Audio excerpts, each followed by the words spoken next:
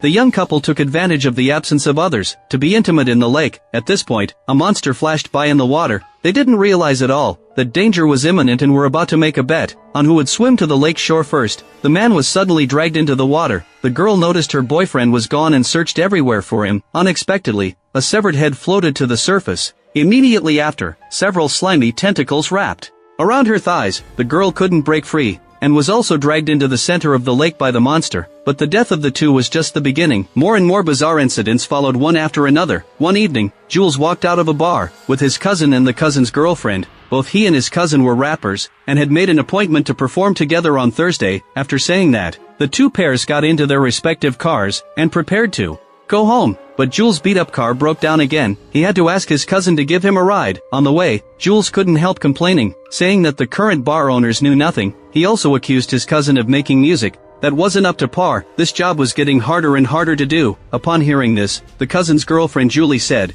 "I have a friend who's dating a producer, and they're looking for an opening act. I can help you make a connection as soon as." She finished speaking. The cousin noticed that the highway ahead was closed, but there were only 2 roads to Jules' house, and the other one would take 45 more minutes to drive. The cousin had to take the longer detour. As they were talking, the car suddenly shook violently, fearing that they had hit something. The cousin quickly got out of the car to check, but he saw that the tire had been punctured by a strange object. He tried to pull the thing out, but as soon as he touched it, a deep gash was cut on his hand. When Jules heard that his cousin was injured, he also got out of the car to check. He pointed out that the object was stuck on the outer side of the tire, which meant it wasn't run over while driving. Instead, it seemed to have been deliberately nailed in. Just then, the figure of an unknown creature flashed through the woods. Unluckily, none of the 3 noticed it. At this point, the cousin finally got the object out of the tire and prepared to change to a spare tire. Jules seemed to hear some sound. He suspected there were coyotes nearby and was about to approach the bushes to check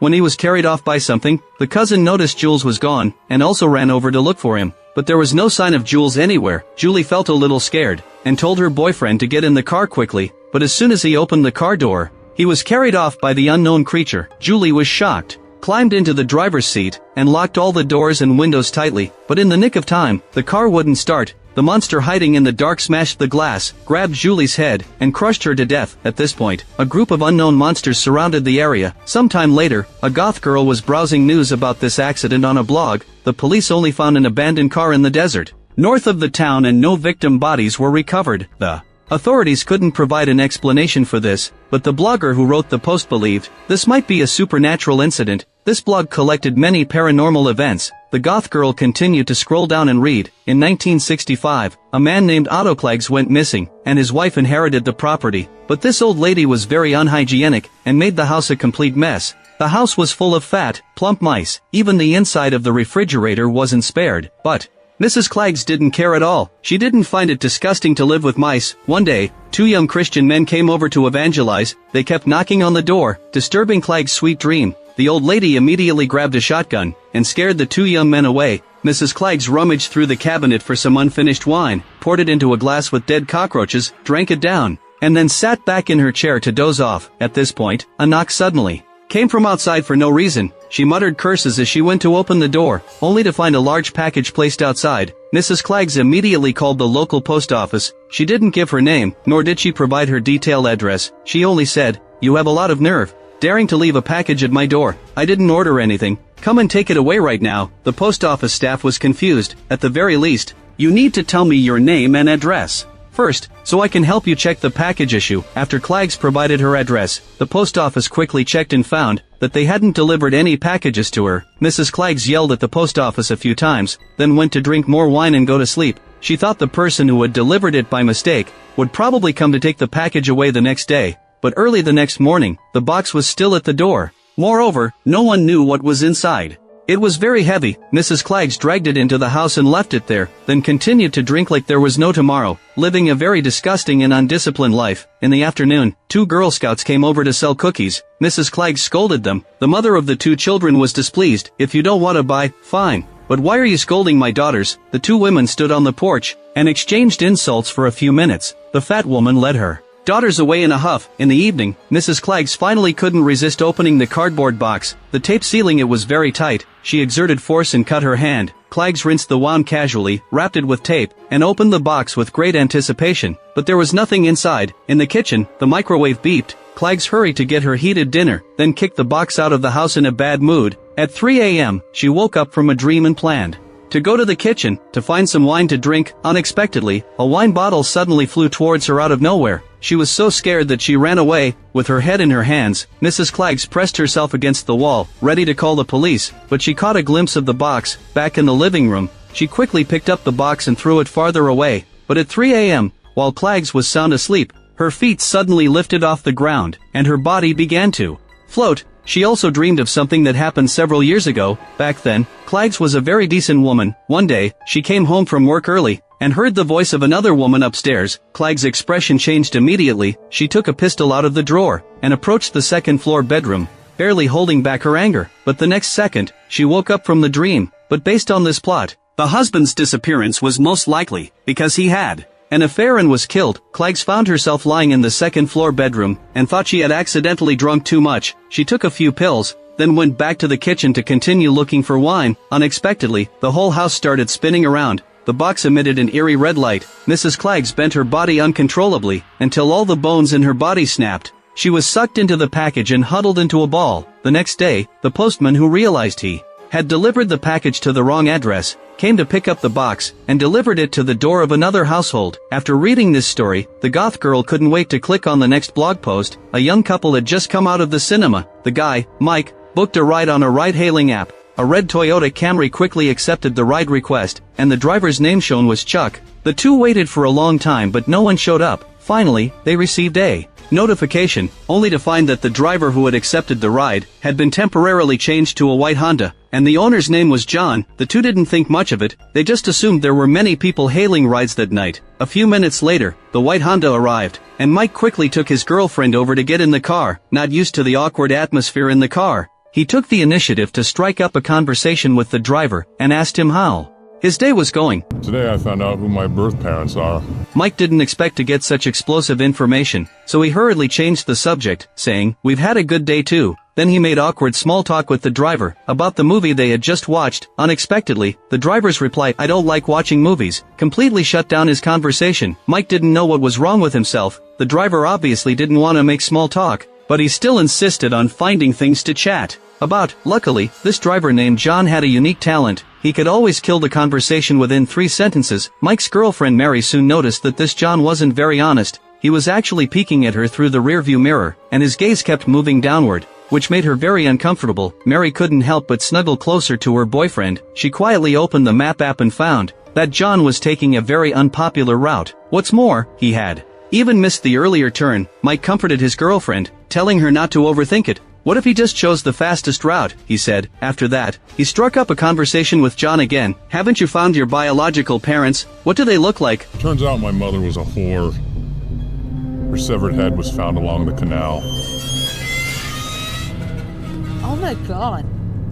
That's terrible. Mike hurriedly said, "Then your foster mother must have treated you very well." As expected, John dropped another bombshell, saying he didn't have a foster mother. He only remembered living in a foster home when he was a kid. "And if I had to say what skill I learned in the foster home, the most important one is, never strike up a conversation with strangers casually."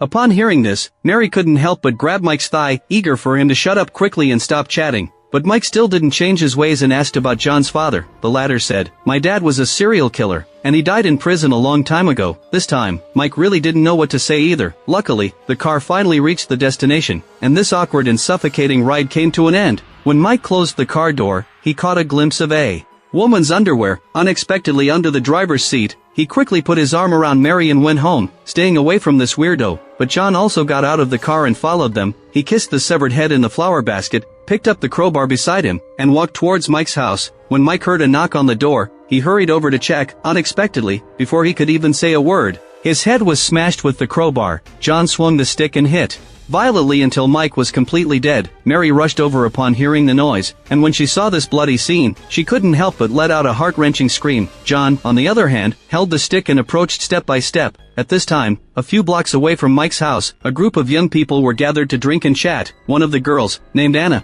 asked everyone if they had watched the video posted by Brandon. He went to explore the tribal land at 1 a.m., and even pretended to be attacked. He made it look quite realistic. Come to think of it, everyone really hadn't seen Brandon for a while. Upon hearing this, Anna didn't care. That guy is probably filming a new prank video again, she said. Charlie looked at Brandon's channel and asked, "Do you know where this was filmed?" The girl Paula pointed out that this place was leftover tribal land, not far from her house. "When I was a kid, I often went there to play with my cousins." Jonah in the black coat immediately perked up. "Why don't we go to this place to seek some excitement too? Anyway, it's not even 11 o'clock yet, so it's not too late." Paula's boyfriend Martin thought they should contact Brandon first to ask if that place was really safe. Unexpectedly, Anna said, "I sent him a message this morning, but it still shows unread." Paula firmly opposed going on an adventure late at night, because there was a bad legend about that piece of land. There was a monster called the Branchman there. Unexpectedly, everyone perked up with interest as soon as they heard this. Paula had to go to the tribal land with them. You don't actually believe in that shit, do you? Well, you believe in Jesus. Paula explained that when she was a kid, her grandma always told them not to get close to that twisted tree at night, in case they were taken by the Branchman. Seeing that everyone didn't take it seriously, she said, "I really saw the Branchman before." At that time, Paula was only 5 or 6 years old. One evening, she went to play in the woods with her 2 uncles, but saw that tree come to life, as if it had a mind of its own. Right after that, Paula lost consciousness. When she woke up again, she found herself back home, and she never saw those 2 uncles again. Anna couldn't help but ask, "Then why weren't you taken away?" Paula squeezed the amulet she was wearing and didn't answer, because she didn't know the answer either. Besides, memories from when she was 5 or 6 were full of inconsistencies, and Paula had long forgotten the details of that year. As soon as she finished speaking, they arrived at the tribal land. They saw a vulture as soon as they walked in. Paula pointed out that this kind of bird is a symbol of death. Everyone felt a bit scared when they heard this, but they still mustered up the courage to walk further in. Not far ahead, they saw Brandon's phone, and it was covered in blood. Charlie also saw a blood-stained jacket further up ahead.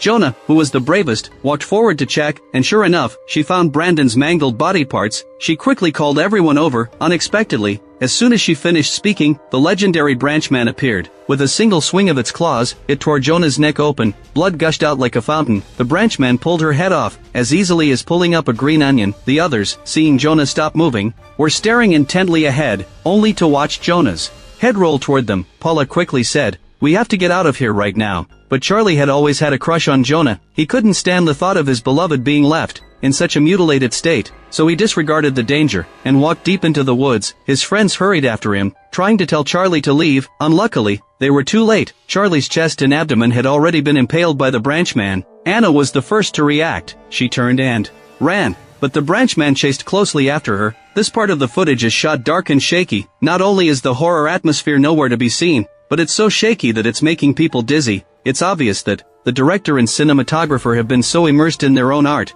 that they can't pull themselves out of it. The next second, Paula slipped and fell to the ground. Martin hurried back to help her. Come on, guys, hurry up! Let's go! Gabby, no, I can't leave you, Gabby.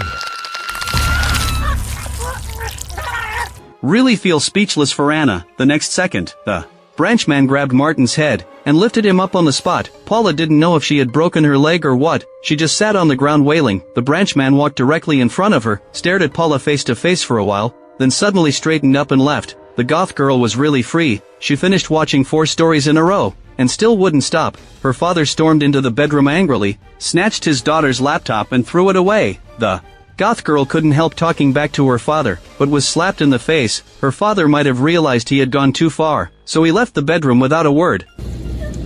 I hate you! Unwilling to back down, the goth girl continued to read the blog stories. The main characters this time were 2 fishermen. They had been fishing in this area for over 20 years, often sitting here for a whole day at a time. They would only pack up when it got dark. George planned to spend the night outdoors, and didn't feel like going home. Bob was speechless and about to leave, when he saw a very bright light in the distant sky. George didn't care and said, "It's probably something like a helicopter." Unexpectedly, the light got closer and closer, and even turned into 3. They kept combining and changing forms, then slowly fell into the water. Bob couldn't help but be curious, so he leaned over and touched the cold water. The next second, he was electrocuted and fell to the ground.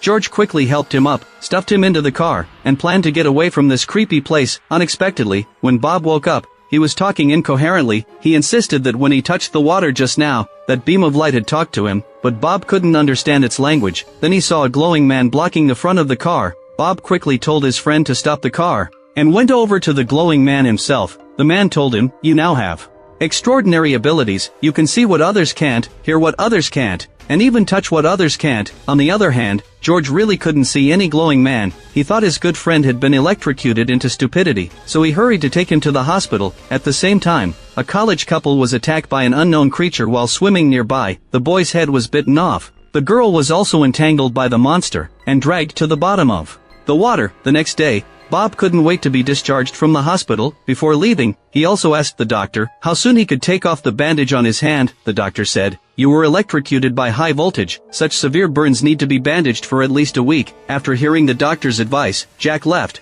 but was stopped by local police at the door. It turned out the sheriff had received 12 calls the night before. Many residents reported seeing a flash of light on the lake, and 2 college students had disappeared mysteriously. Since Jack and his friend had been by the lake the day before, the sheriff wanted to ask them if they had any clues. Jack said, "I know nothing. I just touched the lake water and was inexplicably electrocuted unconscious." After dealing with the police, he returned to his place. The news was reporting on the disappearance of that college couple at Bartley Lake. Jack wasn't interested, so he turned off the TV. He thought the bandage on his hand was too much in the way, so he simply took it off. Unexpectedly, the severely festering palm that was still bad that morning was now completely healed. Jack took a nap in his chair and vaguely dreamed of a monster at the bottom of the lake flashing by. He also saw that glowing old man from the night before. Only now did he realize, wasn't that old man the father of Wayne, the Indian? Jack immediately drove to his house, wanting to talk to Wayne's father. Unexpectedly, after hearing Jack's purpose, Wayne laughed at him and said, "Did you drink yourself silly yesterday?" Wayne's father hadn't left this house in 20 years.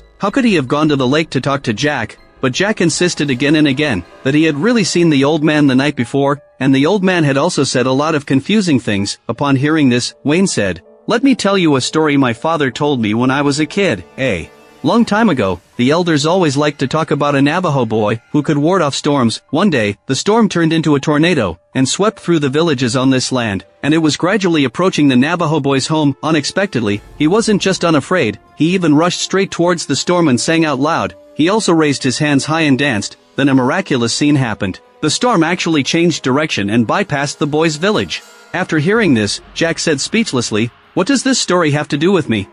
That little boy, it's my father. My father's a powerful healer. His land, he's connected to Mother Earth. He's powerful with water. Jack couldn't understand what Wayne was saying. Is your dad an unofficial member of the Avengers or something? Cut the crap. These weird, supernatural stories can't give Jack any answers. He patted his butt and left. But through the rearview mirror, he saw Wayne's father again. But in the blink of an eye, the old man was gone. Jack didn't think much of it, and just went to a nearby bar to drink. Unexpectedly, he suddenly felt a sharp headache. Several bizarre images flashed through his mind. Jack couldn't figure out what was wrong with him. At the same time, in the seemingly calm Bartley Lake, a fisherman was standing in waist-deep water fishing. He was humming a tune and staring intently ahead. Unexpectedly, a water monster suddenly jumped up, grabbed him, and dragged him into the water. A living person disappeared just like that, leaving nothing but bloodstains in the water. Jack had just returned to his place and turned on the TV, when he heard the news report that another accident had occurred at Bartley. Immediately after, that severe headache mixed with memories that weren't his own hit him again. He seemed to have some kind of connection with the lake monster, because the images flashing back in Jack's mind were all scenes of the water monster attacking humans. Just then, a police car pulled up to the lake. The sheriff still suspected Jack very much, but his lackey reported that the patrol team had paid special attention last night, and Jack hadn't been near Bartley Lake all night. This case really had no leads to follow. The day after that, Jack went to George Denver's door and asked him to go fishing together. On the way, Denver was very concerned about Jack's condition, because he hadn't been to work for a week. As soon as he finished speaking, Denver noticed they were going the wrong way. "Dude, you aren't still planning to go to Bartley Lake, are you? Can't we go somewhere else? After all, everyone is guessing that you're involved in those 2 missing persons cases." Jack believed that an upright person has nothing to fear. He had been fishing there for 20 years. Why should he be afraid to go to Bartley Lake? Because of a few rumors. Besides, just in case, Jack had even brought his own gun. The 2 of them soon arrived at the lake. Jack took his gear and went to his usual spot. Unexpectedly, the headache hit him again. Wayne's dad also felt something. He grabbed his son and started gesturing wildly. Wayne vaguely guessed that his dad wanted him to go to the lake, so he immediately set off on his motorcycle. After his headache subsided, Jack told Denver about his experiences over the past few days. He seemed to be able to see the images of the missing people when they died. Denver immediately misunderstood when he heard that, "Isn't the person who can See the scene of someone's death. The killer, the patrol officer who had followed them, happened to overhear their conversation. He was about to explain again, but collapsed to the ground because of the headache. Denver was shocked, picked up his shotgun, and warned Jack to stay away from him, but Jack saw the monster about to pounce on his friend. He tried to rush over to stop it, but was shot down by the sheriff with one bullet. Strangely enough, at the same time Jack was shot, the same wound appeared on the monster. At this point, Wayne also arrived at the lake. Surprisingly, just like Jack, he saw his own glowing dad. His dad had a dagger in his mouth, and was jumping up and down. He was probably trying to perform a ritual to save Jack. Thankfully, Wayne wasn't lying. His father was indeed a great healer.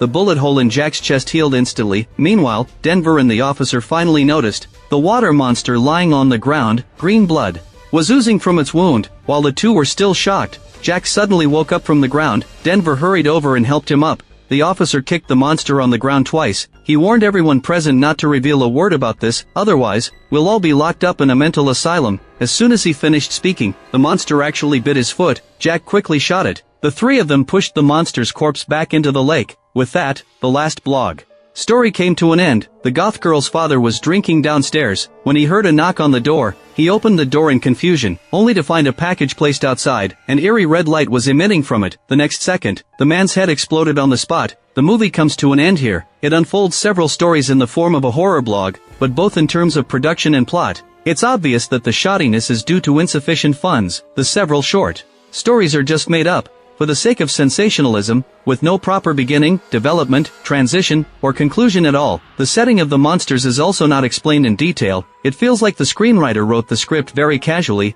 It's basically a mediocre low-budget cult film. If you like my channel, please give it a thumbs up and subscribe.